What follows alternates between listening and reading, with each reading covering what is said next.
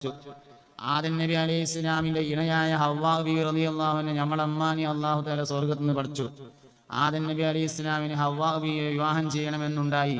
ആ സന്ദർഭത്തിൽ മലക്കുകൾ പറഞ്ഞു, മഹറില്ലാതെ വിവാഹം നടക്കൂല, അതുകൊണ്ട് മഹർ വേണമെന്ന് പറഞ്ഞു. അങ്ങനെ ബഹുമാനപ്പെട്ട ആദം നബി അലൈഹി ഇസ്ലാം ഹവ്വാ ബീവി റളിയല്ലാഹു അൻഹാക്ക് മഹർ കൊടുത്തത് ആദം നബിന്റെ സന്താന പരമ്പരയിൽ വരുന്ന ഹവ്വാ ബീവി റളിയല്ലാഹു അൻഹയുടെ സന്താന പരമ്പരയിൽ വരുന്ന മുഹമ്മദ് നബി സല്ലല്ലാഹു അലൈഹി വസല്ലം തങ്ങൾക്ക് സ്വലാത്ത് ചൊല്ലിയായിരുന്നു. ആദം നബി മരിക്കുന്നതിന്റെ സമയത്ത് 1,00,000 പേരെ കുട്ടികളുണ്ടായിരുന്നു. ആദം നബി അലൈഹി ഇസ്ലാം വഫാത്താവാനായപ്പോഴേക്ക് മഹാനവറുകൾക്ക് 1,00,000 പേരെ കുട്ടികളുണ്ടായി എന്നതാണ് ആദം നബി അലൈഹി ഇസ്ലാമിന്റെ വിജയം. മുഹമ്മദ് നബി സല്ലല്ലാഹു അലൈഹി വസല്ലം തങ്ങളുടെ പേരിലുള്ള സ്വലാത്തായിരുന്നു മഹർ എന്നതാണ് അവരുടെ കുടുംബജീവിതത്തിന്റെ ഏറ്റവും വലിയ പ്രത്യേകത. ആദം നബി അലൈഹി ഇസ്ലാമും ഹവ്വാ ബീവി റളിയല്ലാഹു അൻഹയും ആദ്യമായി ഇണചേർന്നത് ഭൂമിയിൽ വന്നതിന് ശേഷം ദുൽഹിജ്ജ 9 അറഫയിലായിരുന്നു. ജിബ്രീൽ അലൈഹിസ്സലാം വന്ന് ഇണചേരൽ പഠിപ്പിച്ചതിന്റെ ശേഷമായിരുന്നു എന്ന് ചരിത്രത്തിൽ കാണാം. ദുൽഹിജ്ജ 9 അറഫാ ദിവസം എന്ന് പറയുന്നത്. അറഫാ ദിവസത്തിന്റെ പ്രത്യേകത എന്താ? ആദം നബി അലൈഹി സ്വലാമും ഹവ്വാ ബീവി റളിയല്ലാഹു അൻഹയും ഭൂമിയിൽ വന്നതിന് ശേഷം അവിടുന്നാണ് കണ്ടുമുട്ടിയത് എന്നതാണ് അറഫന്റെ പ്രത്യേകത. ദുൽഹിജ്ജ 8 ആ സ്ഥലം ആടി നോക്കാൻ പറ്റിയ സ്ഥലമാണ്. ദുൽഹിജ്ജ 11 ആ സ്ഥലം ഒട്ടകത്ത് നോക്കാൻ പറ്റിയ സ്ഥലമാണ്. ദുൽഹിജ്ജ 9 ഉച്ചയ്ക്ക് ശേഷം അവിടെ തുറന്നാൽ ഇജാബത്തുള്ള സ്ഥലമാണ്. എന്തേ പ്രത്യേകത? നബിതങ്ങളുടെ മേൽ മഹറായിട്ട് സ്വലാത്ത് ചൊല്ലി മഹർ കൊടുത്ത ആദം വല്ലിപ്പ എന്ന പുതിയാപ്പിളയും ഹവ്വാ വല്ലിമ്മ എന്ന പുതിയെണ്ണും കൂടിയും ഭൂമിയിൽ വന്നാദ്യമായി കണ്ടുമുട്ടുകയും അവർക്ക് ജിബ്രീൽ അലൈഹിസ്സലാം ഇറങ്ങി വന്ന് ഇണചേരാൻ പഠിപ്പിക്കുകയും ചെയ്ത സ്ഥലമാണ് അറഫ എന്നതാണ് അറഫയുടെ പ്രത്യേകത. കുടുംബജീവിതം വിജയിക്കണമെങ്കിൽ എന്ന് മാത്രമല്ല, ബിസിനസ് വിജയിക്കണമെങ്കിലും അങ്ങനെ തന്നെയാണ്, ആഫിയത്ത് ഉണ്ടാണെങ്കിലും അങ്ങനെ തന്നെയാണ്, കുട്ടികൾ നന്നാണെങ്കിലും അങ്ങനെ തന്നെയാണ്, സ്ഥാപനം വിജയിക്കണമെങ്കിലും അങ്ങനെ തന്നെയാണ്. ഏത് സംഗതി വിജയിക്കണമെങ്കിലും മുഹമ്മദ് നബി സല്ലല്ലാഹു അലൈഹി വസല്ലം തങ്ങളുമായി കണക്ഷൻ ഉണ്ടായിരിക്കണം. അപ്പോഴാണ് അത് വിജയിക്കുക, അല്ലെങ്കിൽ പരാജയപ്പെടും. മുഅ്മിനിന്റെ വിജയം മുഹമ്മദ് നബി സല്ലല്ലാഹു അലൈഹി വസല്ലമയാണ്. അതുകൊണ്ട് മുഹമ്മദ് നബി സല്ലല്ലാഹു അലൈഹി വസല്ലമയുടെ ഭാര്യമാര് നമ്മുടെ ഉമ്മമാരായി അറിയപ്പെടുന്ന ഉമ്മഹാത്തുൽ മുഅ്മിനീൻ, മുഅ്മിനീങ്ങളുടെ ഉമ്മമാരാണ് മുത്ത് നബി സല്ലല്ലാഹു അലൈഹി വസല്ലം തങ്ങളുടെ ഭാര്യമാർ. മുഅ്മിനീങ്ങളുടെ വാപ്പയായി അറിയപ്പെടുന്ന ഒരാളാണ് സയ്യിദുനാ ഇബ്രാഹിം അലൈഹിസ്സലാം. കാരണം നബി തങ്ങൾ ഇബ്രാഹിം നബിനെ എന്റെ വാപ്പ എന്ന് പറഞ്ഞിട്ടുണ്ട്. മില്ലത അബീകും ഇബ്രാഹിമ ഹുവ സമ്മാകുമുൽ മുസ്ലിമീൻ അന ഫീ മില്ലതി അബീ ഇബ്രാഹിം. ഞാൻ എൻ്റെ വാപ്പയായ ഇബ്രാഹിം നബിന്റെ മാർഗത്തിലാണ് എന്ന് നബി തങ്ങൾ പറഞ്ഞിട്ടുണ്ട്. അതുകൊണ്ട് മുഅ്മിനീങ്ങളുടെ വാപ്പ എന്ന് പറഞ്ഞത് ഇബ്രാഹിം നബിനെ കുറിച്ചാണ്. മുഅ്മിനീങ്ങളുടെ അമ്മ എന്ന് പറയുന്നത് ഉമ്മഹാത്തുൽ മുഅ്മിനീൻ എന്ന നബി തങ്ങളുടെ ഭാര്യമാരെ കുറിച്ചാണ്. ആയിഷത്തും ഹഫ്സത്തും സൗദാ സഫിയ്യത്തും മൈമുനത്തും റംല ഹിന്ദും സൈനബും കദാ ജുവൈരിയ ലിൽമുഅ്മിനീന ഉമ്മഹാത്തുൻ മർദിയ. മുഅ്മിനീങ്ങളുടെ ഉമ്മമാരായി അറിയപ്പെടുന്ന ആൾക്കാർ. അല്ലാഹുവിന്റെ റസൂൽ വഫാത്താകുന്ന സമയത്ത് നമുക്ക് 9 ഉമ്മമാര് ഹയാത്തിലുണ്ട്. നബി തങ്ങൾ 11 വിവാഹം കഴിച്ചിട്ടുണ്ട്. നബി തങ്ങൾക്ക് എല്ലാ കുട്ടികളും ഉണ്ടായത് ഖദീജ ബീവി റളിയല്ലാഹു അൻഹയിലാണ്. ഇബ്രാഹിം എന്ന ഒരു ആൺകുട്ടി മാത്രം മാരിയത്തുൽ ഖിബ്തിയ എന്ന അടിമ സ്ത്രീയിലുണ്ടായി. ബാക്കിയുള്ള എല്ലാ ഭാര്യമാരിലും മക്കൾ ഉണ്ടായില്ല. ഖദീജ ബീവി റളിയല്ലാഹു അൻഹയാണ് ആദ്യം വിവാഹം കഴിച്ചത്. ഖദീജ ബീവി റളിയല്ലാഹു അൻഹ വഫാത്തായതിനു ശേഷം വീട്ടിലെന്തേലും പ്രധാനപ്പെട്ട സൽക്കാരങ്ങളോ ഒരാടിനറുക്ക് ഒരു കോയിനറുക്കുകയൊക്കെ ചെയ്താല് അതിന്റെ നല്ലൊരു പുറകെടുത്തിട്ട് നബി തങ്ങൾ ഒരു പാത്രത്തിൽ വെച്ചിട്ട് ഖദീജ ബീവിന്റെ കൂട്ടുകാരികൾക്കാണ് എന്ന് പറഞ്ഞിട്ട് ഇങ്ങനെ കൊടുത്തേക്കും. ഒരു ദിവസം ഇത് വല്ലാതെ ഓവറായ പോലീസ് ആയിഷ ബീവി ചോദിച്ചു, നബിയെ നിങ്ങളിങ്ങനെ എപ്പോഴും ഖദീജ ഖദീജ ഖദീജാന്റെ കൂട്ടുകാരികൾ ഖദീജക്ക് വേണ്ടപ്പെട്ടവർ എന്നൊക്കെ പറയലുണ്ടല്ലോ. ഖദീജ ബീവി റളിയല്ലാഹു അൻഹയുടെ സഹോദരിയായിരുന്ന ഖൗല ബീവി റളിയല്ലാഹു അൻഹയാണ് നബി തങ്ങൾക്ക് 2ാമത്തെ വിവാഹം ഉണ്ടാക്കിയത്. അങ്ങനെ നബി തങ്ങൾ എപ്പോഴും ഖദീജ ബീവിയുടെ കുടുംബമായിട്ട് ബന്ധം സ്ഥാപിച്ചിരുന്നു. ഇതിങ്ങനെ കണ്ടപ്പോൾ അതൊരു തള്ളയായിരുന്നില്ല നബിയെ എന്ന് ആയിഷ ബീവി റളിയല്ലാഹു അൻഹ ചോദിച്ചു. ഖദീജയേക്കാൾ ഖൈറായ ധാരാളം ഭാര്യമാർ നിങ്ങൾക്ക് വേറെയും ഉണ്ടായിട്ടില്ലയോ എന്ന് ചോദിച്ചപ്പോൾ അവളെ പ്രസവിച്ച് തന്നിട്ടില്ല. നമ്മളെ നാട്ടിൽ പറഞ്ഞാൽ എന്തൊക്കെ പറഞ്ഞാലും എത്ര തള്ളയാലും ഖദീജന്റെ കുട്ടികളമ്മയാണ് എന്ന് ഹബീബുനാ റസൂലുള്ളാഹി സ്വല്ലല്ലാഹു അലൈഹി വസല്ലം തങ്ങൾ പറഞ്ഞു എന്നാണ് ഈ ചരിത്രത്തിൽ മനസ്സിലാകുന്നത്. കുട്ടികളമ്മ എന്ന് പറഞ്ഞത് വലിയൊരു സ്ഥാനമാണ്. ഒരു പെണ്ണിന് എല്ലാ സ്ഥാനവും ലഭ്യമാകുന്നത് പ്രസവത്തോടുകൂടിയാണ്. ഒരു പെണ്ണ് ഒരിക്കൽ ഗർഭിണിയായി പ്രസവിച്ചാൽ 100 ഷഹീദിന്റെ കൂലി അവൾക്ക് എഴുതപ്പെടുമെന്ന് ഹബീബുനാ റസൂലുള്ളാഹി സല്ലല്ലാഹു അലൈഹി വസല്ലമ തങ്ങൾ പറഞ്ഞിരിക്കുന്നു. പ്രസവിക്കാത്തവർക്കൊരു മഹത്വമില്ല എന്ന് ഞാൻ പറയണില്ല. പ്രസവിക്കുന്നവരെ കൊണ്ട് അള്ളാഹു ഉദ്ദേശിക്കുന്നത് മക്കളെ നോക്കലാണ്. എന്നാൽ പ്രസവിക്കാത്തവരെ കൊണ്ട് അള്ളാഹു എന്താണ് ഉദ്ദേശിക്കുന്നത് എന്ന് അവർക്ക് തിരിച്ചറിയാൻ വേണ്ടി പറ്റണം. ആയിഷ ബീവി പ്രസവിച്ചിട്ടില്ല, എന്നാൽ ലോകം അറിയപ്പെട്ട പണ്ഡിതയാണ് സയ്യിദത്തുനാ ആയിഷത്തു സിദ്ദീഖ റളിയല്ലാഹു അൻഹാ. 2600-ലധികം ഹദീസുകൾ മഹദിയായ ആയിഷ ബീവി റളിയല്ലാഹു അൻഹ റിപ്പോർട്ട് ചെയ്തിരിക്കുന്നു. സയ്യിദത്തുനാ ആയിഷ റളിയല്ലാഹു അൻഹ പറഞ്ഞു, എന്റെ അടുക്കൽ നബി തങ്ങൾ ഉറങ്ങുന്ന സമയത്ത് മാത്രമാണ് ജിബ്രീൽ അലൈഹിസ്സലാം വേറെ ഒരു ഭാര്യയുടെ കൂടെ നബി തങ്ങൾ കിടക്കുമ്പോഴും വഹിയുമായി ജിബ്രീൽ അലൈഹിസ്സലാം വന്നിട്ടില്ല. ആയിഷ ബീവി റളിയല്ലാഹു അൻഹ പറയുന്നു, ഞാനും നബി സല്ലല്ലാഹു അലൈഹി വസല്ലം തങ്ങളും ശരീരവും ചേർന്ന് കിടക്കുന്ന സമയത്ത് എന്ന് പറഞ്ഞാൽ വസ്ത്രമില്ലാതെ കിടക്കുന്ന സമയത്ത് വഹിയുമായി സയ്യിദുനാ ജിബ്രീൽ അലൈഹിസ്സലാം ഇറങ്ങി വന്നിട്ടുണ്ട്. ഒരു തവണയല്ല, പല തവണ. ആയിഷ ബീവിന്റെ അടുത്തേക്ക് മാത്രമാണ് വഹിയേറ്റ് പോകാൻ പറ്റിയ സ്ഥലമെന്ന് ജിബ്രീൽ അലൈഹിസ്സലാമിന് മനസ്സിലായിരുന്നു എന്നതാണ് അതിന്റെ രഹസ്യം. അപ്പോ ഓരോരുത്തർക്കും ഓരോ ഡ്യൂട്ടി ഉണ്ടാവും. കുട്ടികളുള്ളവരുടെ ഡ്യൂട്ടിയാണ് നമ്മൾ പറയണത്. കുട്ടികളില്ലാത്തവരുടെ ഡ്യൂട്ടി എന്താന്ന് അവർക്ക് തിരിച്ചറിയാൻ പറ്റിയാൽ അതിൽ വേഗം വിജയിക്കാം.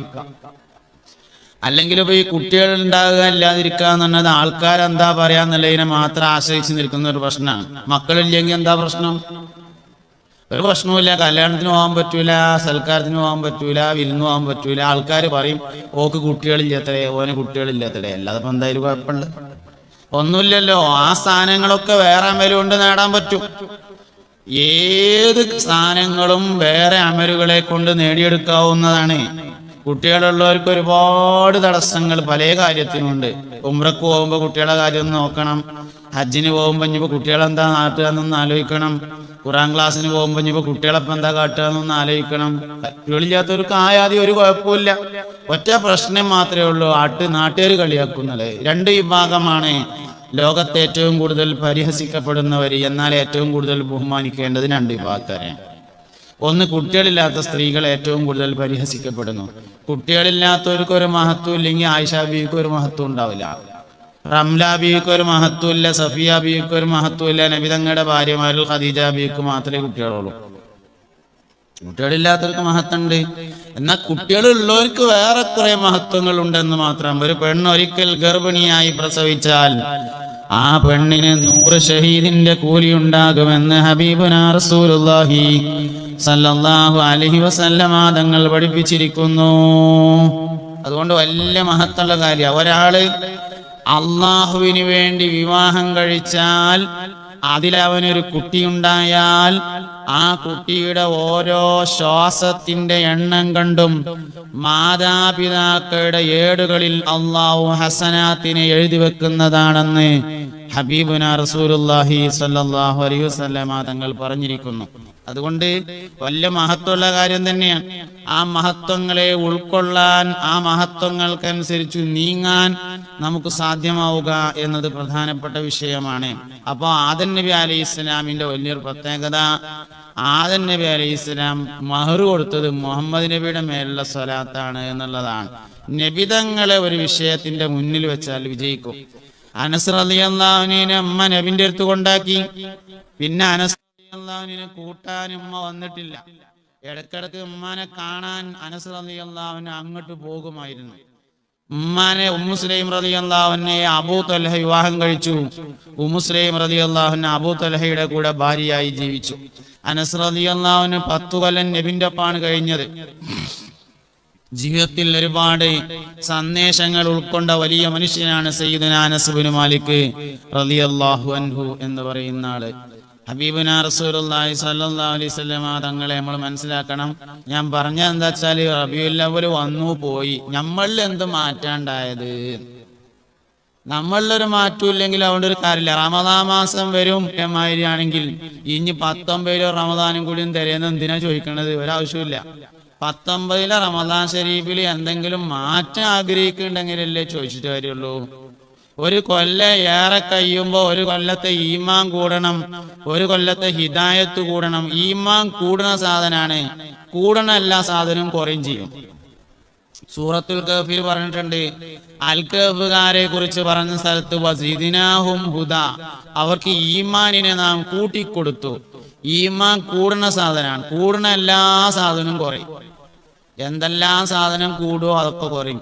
പുതിയതാകുന്ന എല്ലാ സാധനവും പഴയതാകും. ഈമാൻ പുതിയതാകുന്ന സാധനമാണ്.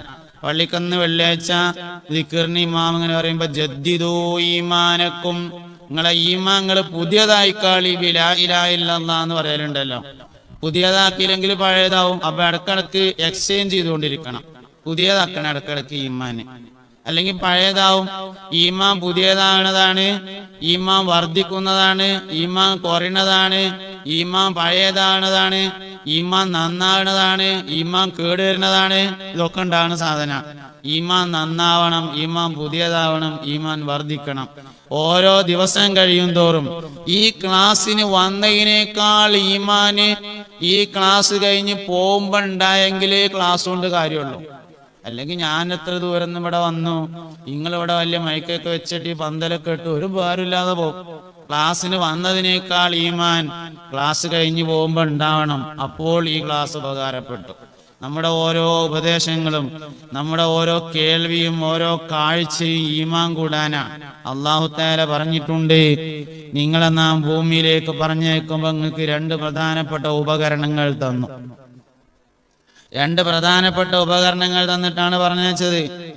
ഇന്നാ ഖലഖനൽ ഇൻസാന മിൻ അംശാജിൻ നബ്തലീഹി ലഖദ് ഖലഖനൽ ഇൻസാന മിൻ നുത്ഫത്തിൻ അംശാജിൻ നബ്തലീഹി ഫജഅൽനാഹു സമിയൻ ബസീറാ.